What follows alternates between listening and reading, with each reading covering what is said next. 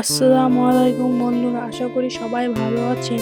আজকে আমি কথা বলতে যাচ্ছি এটা আমাদের গল্প নাটকের আসন্ন ৩০তম পর্ব নিয়ে। এপিসোড ২৯-এ যা হয়েছে তারপর গল্প একদম নতুন মোড় নিতে যাচ্ছে, তাই আজকে আমরা জানার চেষ্টা করব ৩০ পর্ব কি হতে পারে।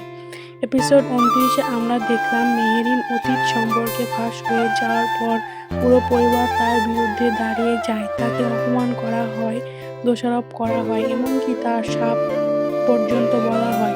সবচেয়ে কষ্টের বিষয় ছিল সামির চাইলেও পুরোপুরি তার পাশে দাঁড়াতে পারেনি। এখানে ৩০ পর্বে কি হতে পারে? প্রথমত, সামির হয়তো এবার চুপ থাকবে না। সে বুঝতে পারে স্ত্রীকে একা ফেলে দিলে সম্পর্ক বাঁচে না। সে পরিবারের সামনে দাঁড়িয়ে বলতে পারে, ভুল যদি হয়ে থাকে সেটা আমাদের দুজনারই। দ্বিতীয়ত, ফাহাদের চরিত্র বড় পরিবর্তন আসতে পারে।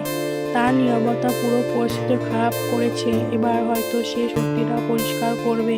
তৃতীয়ত, মেহেরিন বড় সিদ্ধান্ত নিতে পারে। সে কি ফিরে আসবে নাকি আত্মসম্মানের জন্য আলাদা পথ বেছে নেবে? সবচেয়ে বড় প্রশ্ন, এই পরিবার ভাঙবে নাকি নতুন করে এক হবে?